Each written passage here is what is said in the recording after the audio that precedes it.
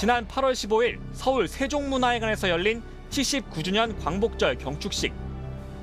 조국의 독립을 위해 헌신하신 순국 선열과 애국지사들께 경의를 표합니다. 그리고 유가족 여러분께도 깊이 감사드립니다. 그런데 감사 인사를 받아야 할 유가족 중 참석을 하지 않은 인사들이 있었습니다. 보통 광복회장이 해오던 기념사도 정부는 일시 없어도 나라는 있었습니다. 올해는 순국선열 유족회장이 했습니다. 힘을 모읍시다. 갈등과 반목 이제는 끝냅시다. 이종찬 광복회장이 불참을 선언했기 때문입니다. 같은 시각 이 회장을 비롯한 독립운동가 후손들은 서울 백범김구 기념관에 모였습니다. 광복회를 중심으로 55곳의 독립운동 단체들이 따로 광복절 기념식을 연 겁니다. 피로 쓰인 역사를 혀로 준원하는 역사를 덮을 수는 없습니다. 최근에 우리 독립운동가들이나 그 후손들을 좀 강하게 말하면 모독할 정도의 그런 상황들이 많이 펼쳐져서 오늘만큼은 한번 뵙고 인사를 드리고 싶어가지고 찾아오게 됐습니다. 사상 처음으로 둘로 쪼개진 광복절 기념행사. 국회의장과 야당 대표들 역시 행사에 참석하지 않고 대신 독립운동가 묘역 등 다른 곳에서 광복절을 기념했습니다. 독립기념관이 주최하는 광복절 경축식도 취소됐습니다. 개관 37년 만에 처음 있는 일이었습니다.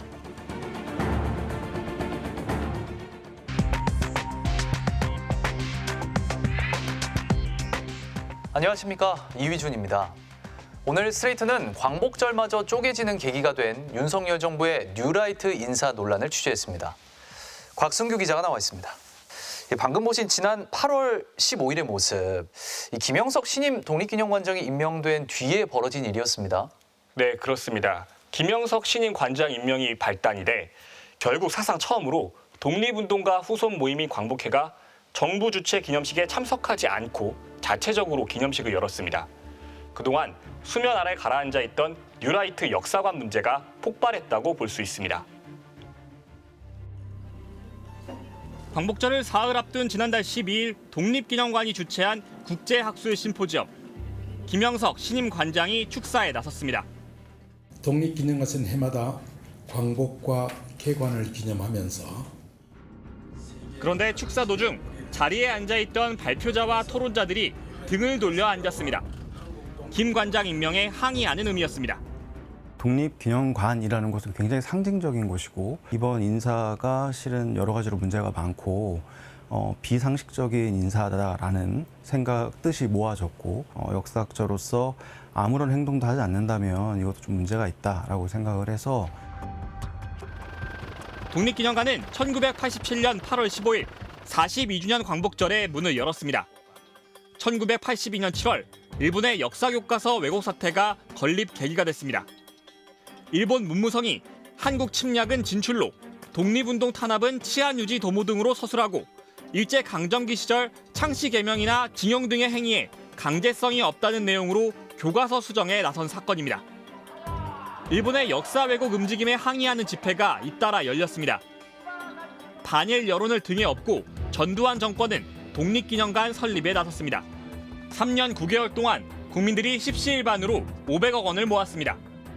영동약국의 이영민 씨가 5만 원을 보내오셨습니다. 네, 감사합니다. 바로 이웃집에서 나오셨네요. 그리고 대표 박향순 씨, 감사합니다. 저희 학생들도 적은 성금이나마 보탬이 되었으면 해서 이번에 참여하게 되었습니다. 독립기념관장은 차관급 대우를 받도록 했습니다. 초대 관장은 안중근 의사의 조카 안춘생 씨, 그 뒤로도 윤봉길 의사의 손녀, 지청천 장군의 외손자까지 역대 관장 10명 가운데 8명을 독립운동가의 후손이 맡았습니다.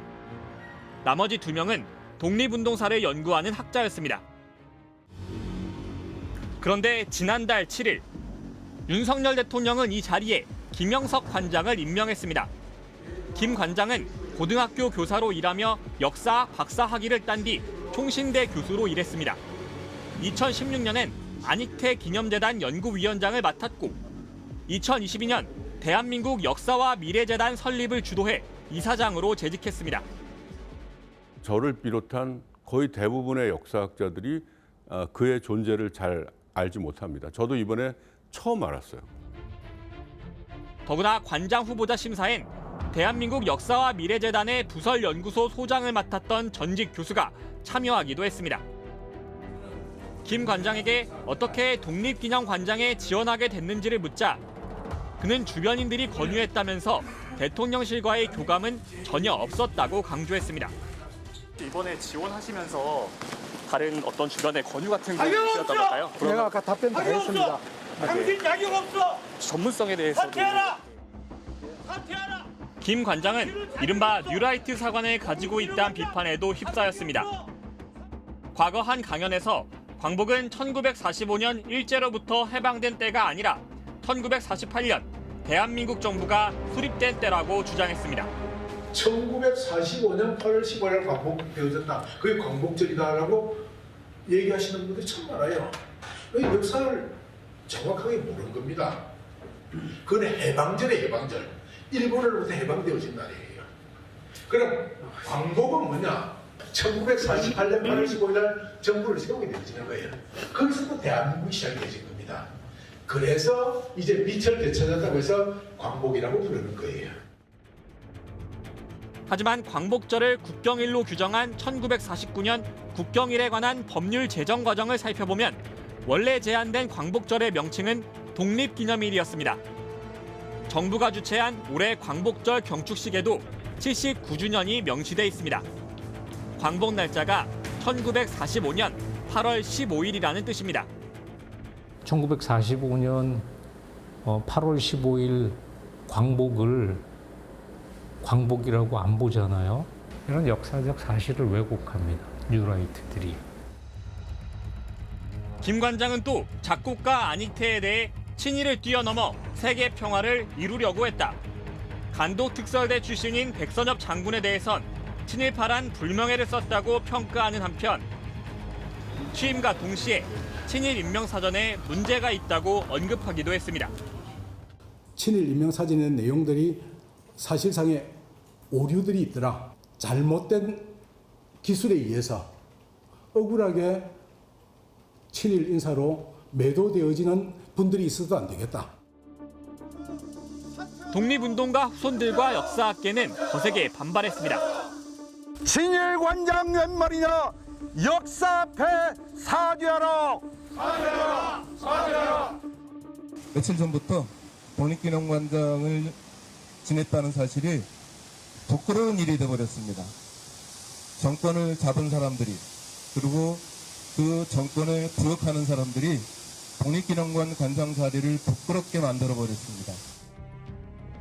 48개 역사 관련 학회와 단체는 민족 자주와 독립정신의 요람인 독립기념관의 근간이 흔들리고 있다는 공동 성명을 냈습니다. 이것은 기념관의 설립 취지와 반대되는 그 취지의 얘기고 친일파 기념관이라면 모를까. 독립 운동을 조사하고 연구하는 기념관의 관장으로서는 어울리지 않습니다. 하지만 김 관장은 자신의 발언이 왜곡됐다고 주장했습니다. 관련된 자료를 검토하는 일이 혹시 필요하다면 그건 독립운동사 연구소에서 연구원들이 할 수 있는 영역의 것이지 기념관장이 할 수 있는 일은 아니다. 그렇게 얘기를 했는데도 불구하고 1948년 정부 수립보다 1945년 해방을 더 중요하게 생각한다며 본인은 뉴라이트가 아니라고 항변했습니다. 건국이란 것은 이게 갑자기 없던 나라가 세워지는 게 아니라 우리 독립운동의 완성으로 되어진 게 건국이었다. 1945년 일제로부터 해방되어진 그것이 보다 더 중요한 역사적 사건이었다. 쏟아지는 사퇴 요구에 김 관장이 선을 긋자 결국 독립유공자 단체들은 연이어 광복절 경축식 불참을 선언했습니다. 이렇게 광복절이 둘로 쪼개져 몸살을 앓고 열 하루가 지난 뒤 국회에 나온 김 관장은 다시 1945년 광복에 대해 명확한 답을 피했습니다. 그러면은 관장님은 1945년도에 광복되었다는 걸 인정하십니까? 관장 자격으로는 제가 코멘트할 내용이 없고요. 저 발언에 대해서 예스도 아니고 노도 아니다. 예, 그렇습니다. 일본의 역사 왜곡에 대한 반발로 국민들이 자발적으로 모금에 참여해서 지어진 곳. 독립기념관에 이런 역사가 담겨 있었군요. 네, 그래서 관장 임명 과정에서 독립기념관 설립의 의미가 무시된 것 아니냐는 비판이 나온 것 같습니다. 김영석 관장 임명에 가장 거세게 반대한 곳이 광복회인데요. 그런데 이종찬 광복회장은 취임 때만 해도 친윤 인사로 평가받지 않았습니까? 그렇습니다. 한때 윤석열 대통령의 멘토로 불렸던 이 회장이 왜 이번 인사에 앞장서서 반대 목소리를 냈는지 그 과정을 취재했습니다. 지난 2021년 3월 4일 윤석열 당시 검찰총장이 정치 참여를 시사하며 사의를 표명했습니다. 우리 사회가 오랜 세월 쌓아올린 상식과 정의가 무너지는 것을 더 이상 지켜보고 있기 어렵습니다. 석 달 뒤 자맹을 거듭하던 윤 전 총장은 예상치 못한 장소에 모습을 드러내며 공개 행보를 시작했습니다. 무당 이회영 선생 기념관이었습니다. 엄혹한 이 망국의 상황에서 정말 그 노블레스 오블리주를 아주 생생하게 상징하는 것이라고 저는 생각합니다. 무당 이회영 선생, 1910년 경술국치로 일제의 국권을 빼앗기자 전 재산을 처분하고 만주로 이주해 독립운동에 헌신한 독립운동가입니다. 밀정의 신고로 1932년 일제에 체포돼 고문에 시달리다 옥사했습니다. 그 이회영 선생의 손자가 바로 이종찬 광복회장입니다. 이 회장의 아들, 즉 증손자는 이철우 연세대 법학전문대학원 교수로 윤 대통령과 초등학교, 대학교 동창인 57년 중마고우 사이입니다. 윤 대통령은 이종찬 회장을 아버님이라 부르며 따랐던 것으로 알려졌습니다. 그래서 지난해 5월 이종찬 광복회장이 취임할 때만 해도 친윤 인사라는 얘기가 나왔습니다. 하지만 불과 석 달 만에 이 회장은 윤석열 정부를 향해 비판을 쏟아내기 시작했습니다. 보훈부가 백선엽 장군의 현충원 안장 기록에서 친일 반민족 행위자 문구를 삭제한 데 이어 육군사관학교가 교내에 설치된 홍범도 장군 흉상을 이전하려 하는 일이 이어졌기 때문입니다. 윤석열 대통령이 정치 출범을 시작을 할 때 제일 먼저 간 데가 어디입니까? 우당 기념관이었습니다. 네. 그다음에는 정치 시작하긴 선언을 어디서 했습니까? 매헌 윤봉길 기념관에서 했습니다. 예. 그러니까 그분의 근본은 독립운동이 모든 것의 베이스입니다. 그러나 이번에 이 장관이 하는 일은 윤석열 대통령의 시킨 것으로는 저는 전혀 볼 수가 없는 것이 네. 엉뚱하게 이게 튀어나왔단 말이죠. 김영석 관장 임명에 앞서 다른 이사들의 반대에도 불구하고 독립기념관 이사에 이른바 뉴라이트 경제사학자를 앉힌 것도 갈등을 키웠습니다. 박이택 낙성대 경제연구소장입니다. 박 소장은 일제의 미국 수탈이 아니라 수출이라고 주장해왔습니다. 강제 봉출 이전에 미국에 일본으로 판 것을 그 수탈이라고 보면은 진짜 그게 수탈이 맞겠느냐. 가격을 받고 판매하는 것은 수출이다.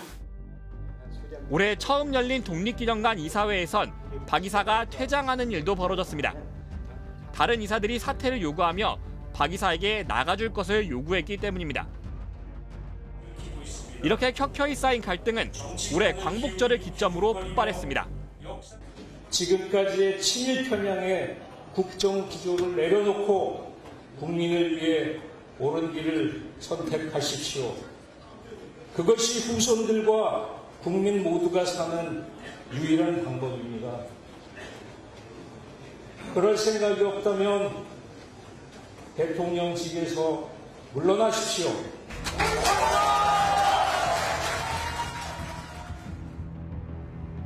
여당은 이종찬 회장이 추천한 인사가 독립기념관장 후보에서 탈락하자 목리를 부리고 있다고 비판했습니다. 국민 통합과 국가 번영이 원로의 소임입니다. 이념과 자리 집착은 노욕으로 비판받을 수 있습니다. 정부는 광복회에 대한 감사 검토에 착수했습니다. 연간 32억 원의 정부 지원을 받는 법정 단체로 특정 정당이나 후보자를 지지하거나 반대하는 정치 활동을 할 수 없도록 규정돼 있는 정관을 어겼는지 들여다보겠다는 겁니다. 대통령제에서 물러나라 이렇게 공개 비난을 했는데 이 행위가 정치 행위에 해당된다고 생각하십니까? 그렇게 생각할 수 있는 여지가 있다고 그러면은 생각합니다. 정치 중립 의무 위반에 대한 법령 적용 및 감사 필요성이 있는지는 종합적으로 검토하고 있습니다. 비슷한 시점, 공교롭게도 광복회가 아닌 다른 독립항쟁 관련 단체도 정부 예산을 지원받고 수익 사업도 할 수 있는 공법단체로 지정하는 방안을 검토하고 있다는 이야기도 흘러나왔습니다. 직접 만난 김감년 단장은 국정기조 전환을 촉구했더니 자신의 발언을 구실로 정부가 광복회를 압박하고 있다고 비판했습니다. 광복회가 어떤 당을 지금 반대하고 어떤 당을 비판을 했나요? 대통령의 어떤 국가 통수권자로서 국가 원수로서의 의무에 대해서 비판을 한 거잖아요. 그것도 친일 관련해서 우리 역사 문제와 관련해서 이것을 정치적 중립 의무와 연관 짓는다는 것은 굉장히 무리한 해석이고. 한 달 전 뉴라이트는 현대판 밀정이라는 강도 높은 비판을 했던 이종찬 회장. 인사가 이런 식으로 가는 거는 용산 어느 곳에 이런 밀정과 같은 일제 때 밀정과 같은 존재의 그림자가 있는 것이 아닌가. 용산에? 예. 저는 그렇게 느낍니다. 왜냐? 뉴라이트라는 것을 현대판 밀정입니다. 일련의 사태의 소회를 밝히는 입장문에서 이번엔 대한제국말 친일단체인 일진회를 언급했습니다. 대통령 주변에 옛날 일진회 같은 인사들을 말끔히 청산하고 존경받는 인사들이 한일 관계를 풀어나가는 환경을 조성하라는 내용이었습니다. 광복회도 실은 굉장히 보수적인 단체이거든요. 근데 이 단체가 반발을 한다는 것 자체가 사실 어떤 의미를 가지는지 우리가 생각을 해보면 이번 인사가 어디에서 문제가 있는지를 잘 알 수 있을 거라고 생각을 합니다. 이종찬 회장의 아들이자 윤석열 대통령의 중마고우인 이철호 교수도 이 문제에 대해 입을 열었습니다. 네, 최근 언론 인터뷰를 통해 어리둥절한 상황이라며 대통령 주위에 역사에 대한 이상한 견해를 부추기는 이들이 있지 않나 하는 의문을 가지게 된다고 말했습니다. 윤 대통령이 극우로 분류되는 뉴라이트 인사들에게 둘러싸인 것 아니냐, 이런 우려는 계속 제기돼 왔잖아요. 네, 이에 대해 윤 대통령은 뉴라이트를 잘 모른다고 선을 그었는데요. 그럼에도 논란이 계속되는 이유를 알아봤습니다. 지난달 29일 국정브리핑. 윤석열 대통령은 뉴라이트가 뭔지 잘 모른다고 답했습니다. 저는 솔직히 뉴라이트가 뭔지 잘 모릅니다. 왜냐? 서로 뉴라이트를 언급하는 분마다 서로 좀 정의가 다른 것 같아서, 그래서 우파인데 좀 좀 진보적 우파를 말하는 건지 뭔지 처음에 나올 때는 그런 식으로 들었는데. 뉴라이트. 이명박 정부 이동관 청와대 홍보수석이 2004년 동아일보 정치부장일 때 기획한 기사로 널리 알려지기 시작했습니다. 반공을 구시대의 유물로 보고 자유주의와 시장경제를 강조하는 등 처음엔 말 그대로 새로운 보수 우파를 표방했습니다. 하태경 전 의원처럼 이른바 주체 사상을 추종하다 전향한 인물들도 합류하는 등 스펙트럼도 다양했습니다. 하지만 시간이 지나며 친일과 극우가 뉴라이트의 주류가 됐습니다. 임시정부의 법통을 부정하고 이승만, 박정희 전 대통령을 미화하는 뉴라이트 성향 역사학자와 단체들이 전면에 등장했습니다. 이들은 일본의 식민 지배가 조선의 근대화를 도왔고 일본군 위안부 강제 동원은 없었다는 주장도 되풀이했습니다. 박이택 독립기념관 이사가 소속된 낙성대 경제연구소가 대표적입니다. 일본군이 정식으로 군 시설의 일부로 영업 조직하거나 설립하거나 영업 허가를 내준 그러한 위안부였는데 좀 의심스럽습니다. 반작용으로 부정적 인식이 커지면서 본인을 뉴라이트라고 지칭하는 사람들이 줄어들었고 뉴라이트의 영향력도 사그라드는 것처럼 보였습니다. 제가 보기엔 뉴라이트는 이렇게 멋있는 외투인 것 같습니다. 그들이 보기에는. 그래서 집중적으로 공격을 받으면, 친일이라고 공격을 받으면 벗을 수도 있고, 근데 또 이제 그런 여론이 잠잠해지면 다시 입을 수도 있고. 그런데 윤석열 정부 들어 뉴라이트 성향의 학자들이 역사 관련 단체의 핵심 자리를 꿰차기 시작했습니다. 공통 분모는 기존 역사 교과서가 편향적이라며 대안 교과서를 만들겠다고 뭉친 뉴라이트의 성향 학자들의 모임인 교과서 포럼의 토론회였습니다. 지난 2006년 열린 교과서 포럼의 6번째 심포지엄. 교과서 초안엔 4.19 혁명은 학생운동으로 격하하고 5.16 군사정면은 혁명이라고 평가하는 내용이 들어가 있었습니다. 한정을 불러시키고 아이고 혁명민도 세력을 포럼 관련된 적시 산자 독재 거센 반발과 비판 속에 토론회는 파행으로 끝났습니다. 토론을 통해서 수정하고 또 수정하자 이런 취지로 모인 건데 이런 식으로 완전히 토론조차가 안 되면은 굉장히 곤란하죠. 이날 토론자로 이름을 올린 박지양 서울대 명예교수는 올해 동북아 역사재단 이사장이 됐습니다. 동북아 역사재단은 중국과 일본의 역사 왜곡에 대응해 동북아시아의 바른 역사를 정립하기 위해 만들어진 곳입니다. 그런데 박 이사장은 식민 지배와 관련한 논문에서 천편일률적인 시각에서 벗어나 대일 협력자들의 다양한 동기와 상황을 분석하고 이해해야 한다는 지적이 제기됐다고 언급한 적이 있습니다. 마찬가지로 토론회 참석자였던 김낙년 동국대 명예교수는 지난 7월 한국학중앙연구원의 원장으로 취임했습니다. 한국학중앙연구원은 한국의 역사와 문화에 관한 연구를 담당하는 법률로 규정된 공공연구기관입니다. 김 교수는 우리나라 소득 불균형 통계 연구의 권위자이기도 하지만 낙성대 경제연구소 구성원으로 식민지 근대화론을 주장하는 학자이기도 합니다. 역시 교과서 포럼 심포지엄의 토론자였던 허동현 경희대 교수. 무력을 동원한 방법이 상대와 다른 생각을 표현하는 데 있어서 잘못된 방법이라는 것이죠. 그러니까. 2013년 대표적 친일파로 꼽히는 이광수와 윤치호에 대해 방법만 다를 뿐 독립운동을 했다고 발언했다는 보도가 있었습니다. 허 교수는 국사편찬위원장으로 임명됐습니다. 이렇게 교과서를 바꾸려던 모임과 직간접적으로 연관이 있는 인사들이 18년의 세월을 거쳐 우리나라 3대 역사기관인 동북아 역사재단, 한국학중앙연구원, 국사편찬위원회의 기관장이 된 겁니다. 이에 대해 박 이사장은 뉴라이트 역사관이라고 일반화할 수 있는 역사관은 정립되어 있지 않다며 뉴라이트 학자라는 평가에도 동의하지 않는다고 말했고, 허 위원장도 식민지 근대화론 연구를 인용했을 뿐 동의하는 생각을 밝힌 게 아니라며 특정 학회 참여만 가지고 뉴라이트라고 부르는 건 맞지 않다는 입장을 밝혔습니다. 두 사람 모두 교과서 포럼 회원이 아니라 토론회에 참석한 것이라고 덧붙였습니다. 김 원장은 특별한 입장을 밝히지 않았습니다. 지난달 30일 발표된 교육부의 역사교과서 검정 결과 고교 한국사 교과서 9종 모두 새로 바뀐 교육 과정에 따라 민주주의가 자유민주주의로 표현됐습니다. 반공 이념을 강조하기 위해 보수 진영이 주로 쓰는 용어입니다.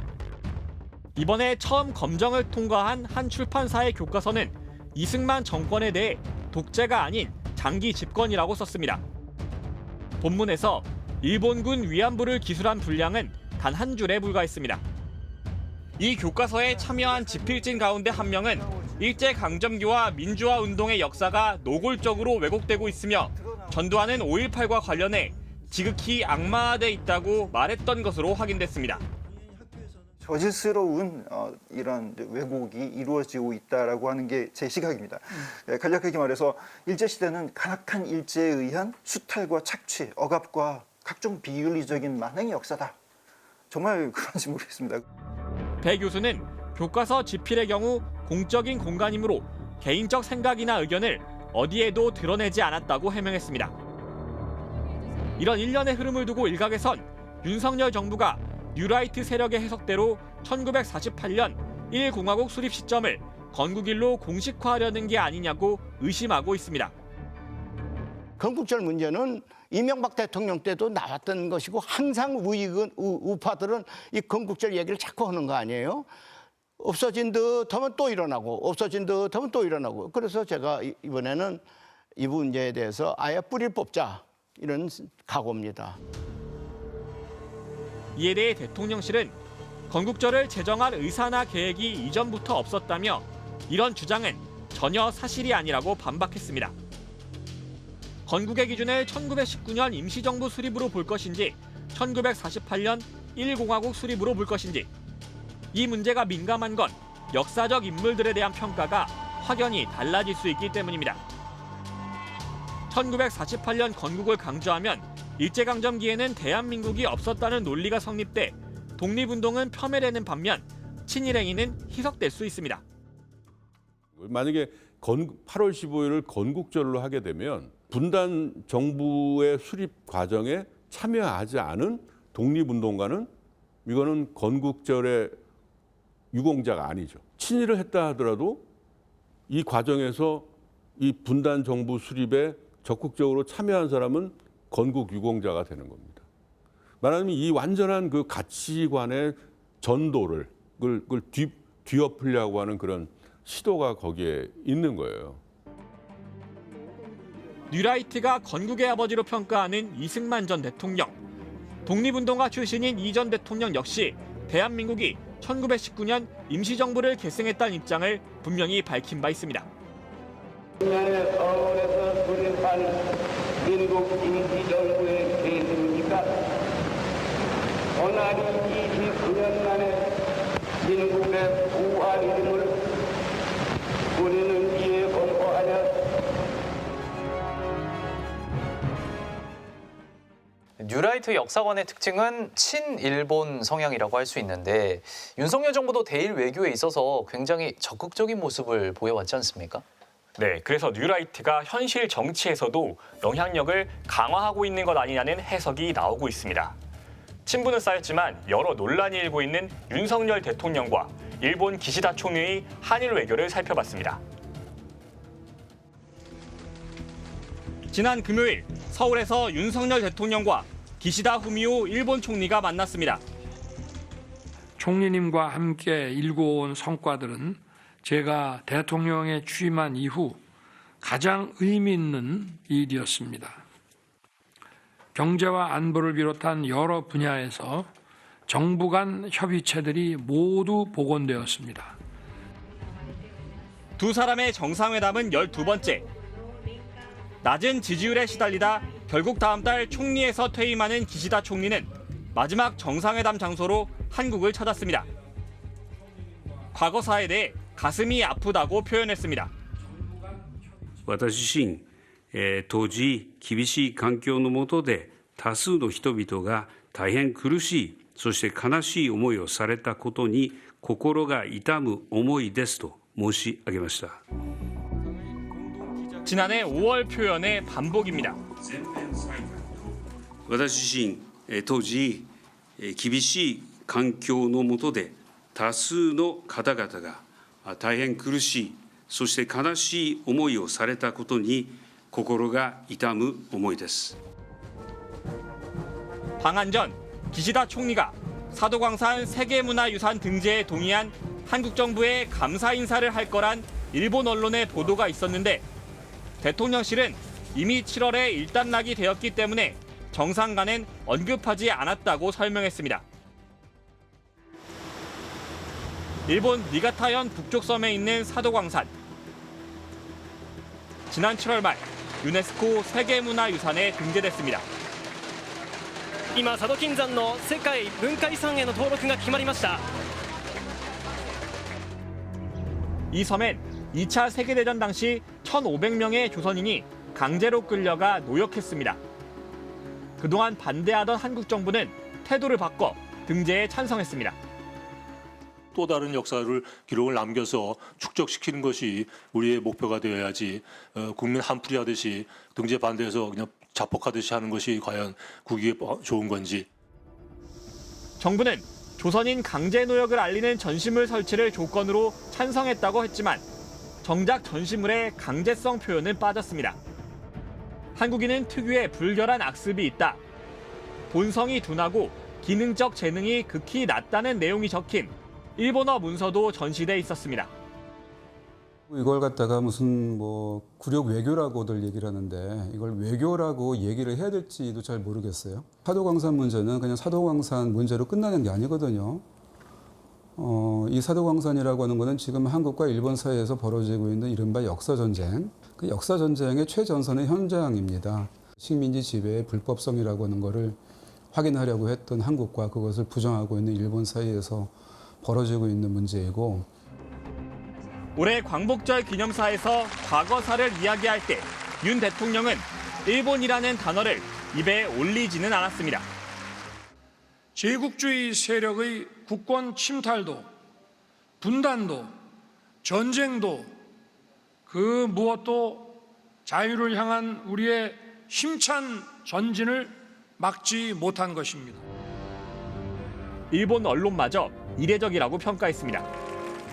우리 정부가 일본에 대해 할 말을 못하고 있다는 지적에 대해 김태유 국가안보실 1차장은 자신감을 갖고 일본을 대해야 한다며 중요한 건 일본의 마음이라고 답했습니다. 과거사 문제에 대해서 일본이 또 고개를 돌리고 필요한 말을 하지 않으면 또 거기에 대해서 엄중하게 따지고 변화를 시도해야겠지만 중요한 건 일본의 마음이죠. 마음이 없는 사람을 다그쳐서 억지로 사과를 받아낼 때 그것이 과연 진정한가. 김태효 1차장은 이명박 정부에 이어 윤석열 정부에서도 외교안보 정책의 실세로 자리 잡고 있습니다. 그는 2007년 대선을 앞두고 뉴라이트 지식인 백인 시국선언에 이름을 올린 적이 있습니다. 뉴라이트라고 제가 그때 이름을 쓴 것은 구태에 의연한 우파 보수를 벗어나서 신선하고 참신한 젊은 우파 보수 지식인이 되자, 그래서 그 말을 듣고 이름을 쓰라 그랬거든요. 학자 시절 한반도 유사시 자위대의 개입이 필요하다는 논문을 쓴 적이 있고 이명박 정부 때엔 한일 군사정보보호협정 지소미아 추진을 주도했습니다. 그가 외교안보 정책을 주도하는 동안 한일 간 안보 군사협력은 밀착하고 있습니다. 정부가 일제 강제동원 피해자들의 반발에도 불구하고 해법으로 들고 나온 제3자 변제안에 일본 기업은 참여하지 않고 있습니다. 일본 군함이 독도 인근 해상에 나타나고 일본 정부는 일체의 독도 방어 훈련을 하지 말 것을 우리나라에 요구했습니다. 우리 국민이 가지고 있는 이런 그 자부심, 자존심 이런 것들은 그냥 무시해도 되는 겁니까? 그건 아닌 거죠. 그런데 국제정치 역학상 한미동맹, 한미안보협력 또는 한미군사동맹까지 가다 보면 나머지는 장애물이 되는 것들은 배제돼야 된다는 잘못된 사고방식이 한일 관계를 전부 다 그르치고 있는 거예요. 보수 진보 문제가 아니라 윤석열 정부에서 새로운 상태예요. 굉장히 이상하고 해괴한 사태가 벌어지고 있는 겁니다. 김 차장 외에도 윤 대통령 주변엔 뉴라이트 출신 인사들이 포진해 왔습니다. 이명박 정부 시절 뉴라이트를 주창한 이동관 전 방송통신위원장, 친이계이자 대표적인 윤핵관인 장제원 전 의원, 한호섭 전 정무수석, 김영호 통일부 장관 등입니다. 윤석열 대통령은 뉴라이트 인사 중용 논란에 대해 답하면서 인사의 기준은 역량이라고 덧붙였습니다. 국가에 대한 충성심 그리고 그 직책을 맡을 수 있는 역량 이 두 가지를 보고 인사를 하고 있습니다. 뭐 다른 무슨 뉴라이트냐 뭐냐 이런 거 그런 거 안 따지고 그렇게 하고 있고요. 하지만 뉴라이트 문제를 걷어내고 봐도 생각이 치우치고 자리의 성격에도 맞지 않는 인사를 중용한다는 비판은 커지고 있습니다. 진실화해위원장은 5.18 민주화운동 북한군 개입설을 주장했던 김광동 씨가 맡고 있고 국가인권위원장엔 진화론에 과학적인 근거가 없고 동성애는 공산주의 혁명의 수단이라는 주장에 동조하며 차별금지법에 반대하는 법조인이 임명됐습니다. 창조론이 무엇인지에 대해서만 설명을 해주시면 제가 다음 질을 좀 이어갈까 합니다. 하나님께서 천지를 창조하셨다 그 말씀입니다. 그걸 과학적으로 어떻게 교과서에서 가르치나요? 반면에 진화론에 대한 과학적 증명이 저는 없다고 생각을 합니다. 지난 2년 동안 우리 국민들이 봤을 때 윤석열 정부가 어떤 행정적인 능력 또 이제 어떤 통치의 능력을 보여줬다라고 할 만한 부분이 거의 없어요. 실적을 내세울 만한 게 없고 그리고 그것을 잘하겠다고 해도 국민들한테 신뢰를 얻기 어렵다면 그리고 우리 지지자의 특성상 어떤 민생이나 경제의 내용보다는 이념적인 성향에 더 강하게 반응하기 때문에 그쪽을 아마 내세울 수밖에 없고.